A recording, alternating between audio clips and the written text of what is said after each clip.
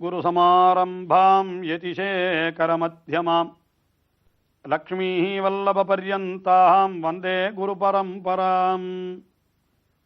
ஆழ்வார்கள் வாழி அருளிச் செயல் வாழி தாழ்வாதுமில் குறவர்தாம் வாழி ஏகழ்பாறுமுய்ய அவர்கள் உரைத்தவைகள் தாம் வாழி செய்யமறை தன்னுடனே சேர்ந்து.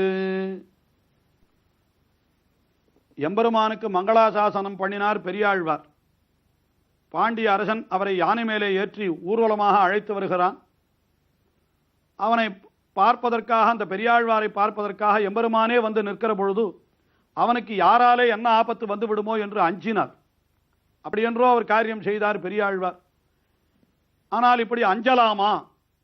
இது அஞ்சுவது என்கிறது பேதமை அல்லவா என்று கூட கேட்கலாம்.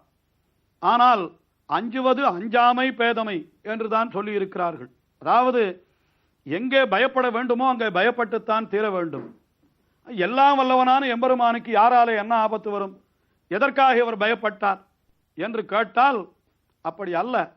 அந்த இடத்திலே அவருக்கு அன்பின் மிகுதியாலே அவர் எப்படி ஒரு குழந்தையானது நன்றாக வளர்ந்து வாலிபனாக ஆகிவிட்டாலும் கூட அந்த வாலிபனாயிருந்தாலும் தாயார் அவனை குழந்தையாகவே நினைத்துக் கொண்டு ஐயோ இவனுக்கு யாராலே எப்பொழுது என்ன தீங்கு வருமோ என்று அஞ்சுவதில்லையா? அப்படித்தான் பெரியாழ்வாரும் கூட அறிவு கலங்கி அவனுக்கு மங்களாசாசனம் செய்தார். இதுதான் திருப்பல்லாண்டு என்கிற திவ்ய பிரபந்தத்திலே தெரிவிக்கப்பட்ட சாரமான கருத்து. அப்படி எம்பெருமானுக்கு மங்களாசாசனம் செய்த பெரியாழ்வார் தொடர்ந்து அந்த கிருஷ்ணாவதார அனுபவத்தையே செய்கிறார். அவர் கிருஷ்ணாவதாரத்திலே ஊன்றின் ஆகினாலே தொடர்ந்து கண்ணனையே அனுபவிக்கிறார்.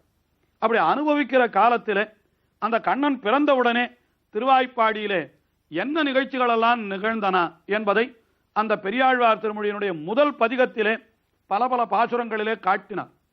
ஏறக்குறைய 8 பாசுரங்களை நாம் கடந்து விட்டோம். ஆக இந்த 8 பாசுரங்களிலே என்ன பண்ணினார்கள்? அந்த ஆயர்கள் எல்லாம் அறிவழிந்தனர், எல்லாரும் ஓடினார்கள், விழுந்தார்கள், கண்ணன் எங்கே என்றார்கள் என்று கடைசியிலே உத்தானம் செய்து உகந்தனர் ஆயர் என்று சொல்லும்படியாக அந்த ஆயர்கள் எல்லாம் கண்ணபிரானை உத்தானம் செய்தார்கள், உகந்தார்கள் என்று தெரிவித்தார். உத்தானமாவது அவனை எடுத்துக்கொண்டு கொஞ்சுவது என்று கூட பொருள் சொல்லலாம்படி அமைந்திருக்கிறது. அவனை எடுத்துக்கொண்டு மகிழ்ச்சி அடைந்தார்கள் என்று இதுவரையில் பெரியாழ்வார் இந்த வண்ணமாடங்கள் சூழ் என்று தொடங்குகின்ற முதல் திருமொழியிலே 8 பாசுரங்களிலே திருவாய்ப்பாடியிலே இருக்கக்கூடிய ஆயர்கள் எப்படியெல்லாம் கண்ணபிரான் பிறந்தவுடனே மகிழ்ந்தார்கள், என்னவெல்லாம் செய்தார்கள் என்று சொல்லிக்கொண்டே வந்தவர் இப்பொழுது 9வது பாசுரத்திலே என்ன செய்தார் என்னால் தன்னை யசோதையாகவே நினைத்து கொண்டு விட்டார். இத்தனை நாள் கண்ணனை அப்படி தூர இருந்து வர்ணித்தவர், திருவாய்ப்பாடியிலே நடந்ததை கண்ணாலே கண்டது போலே வர்ணித்தவர், இப்பொழுது திடீரென்று அவருக்கு யசோதா பாவனை வந்துவிட்டது. தம்மை யசோதையாகவே நினைத்து கொண்டு விட்டார். கண்ணன் அவனை பார்க்கிறார். அவன் செய்கிற அந்த குறும்புகளை எல்லாம் பார்த்தால் ஐயோ இந்த குழந்தை இப்படியெல்லாம் செய்கிறதே என்று நினைத்தாராம். உடனே அப்படியே ஒரு பாசுரத்தையும் அருளி செய்து விட்டார். அதுதான் இந்த 9வது பாசுரம் இந்த திருமொழியிலே.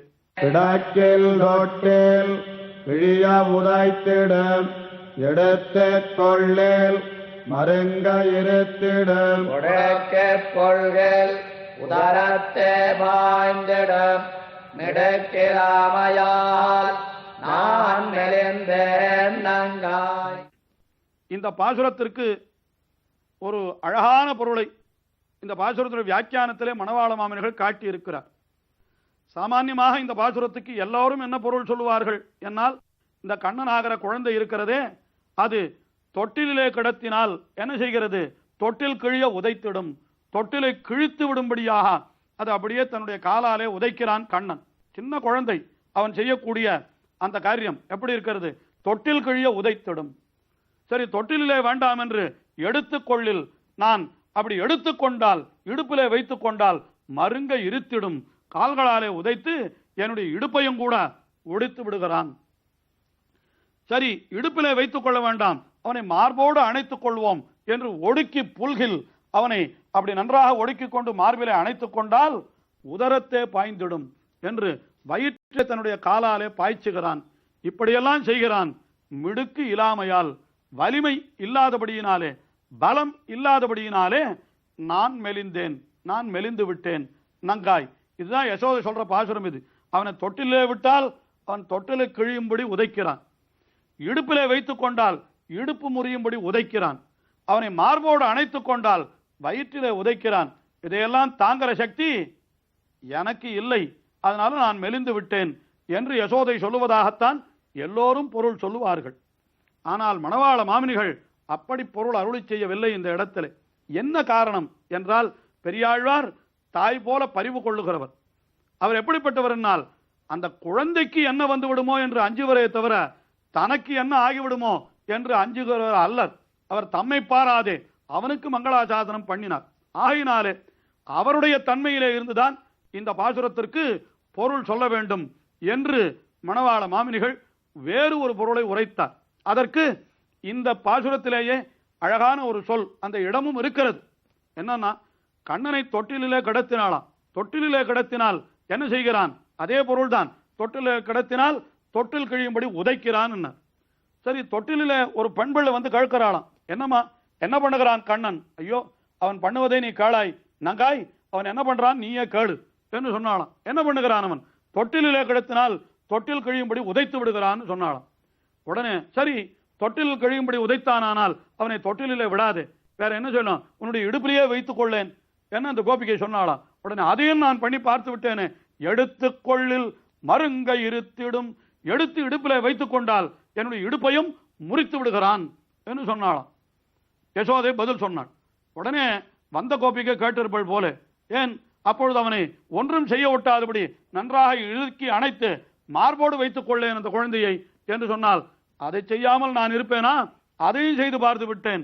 அவனை ஒடுக்கி புல்கில் உதரத்தே பாய்ந்திடும், இருக அணைத்துக் கொண்டால் என்னுடைய வயிற்றிலே பாய்ந்து விடுகிறான் என்று வயிற்றிலே காலாலே உதைக்கிறான் என்று இப்படி யசோதை நங்காய் என்று அவளை பார்த்து சொன்னாலாம். நான் தொட்டிலே விட்டால் தொட்டில் கழியும்படி உதைக்கிறான், இடுப்பிலே வைத்துக் கொண்டால் இடுப்பை முறித்து விடுகிறான், வயிற்றிலே அணைத்துக் கொண்டால் வயிற்றிலே உதைக்கிறான் என்று இப்படியெல்லாம் சொன்னவள் மேலே மிடுக்கு இல்லாமையால் என்று சொல்லியிருக்க.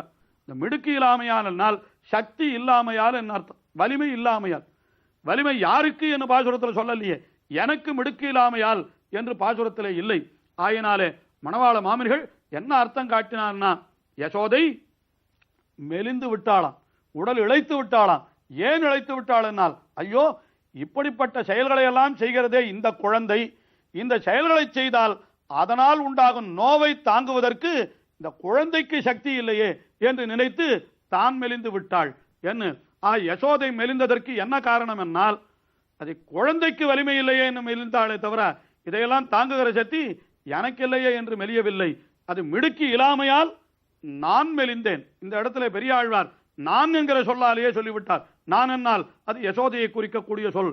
ஆஹா, இத்தனை செயல்களை இவ்வளவு சிறிய பருவத்திலே இந்த குழந்தை செய்தால் அதை தாங்குகிற சக்தி இந்த குழந்தைக்கு உண்டா?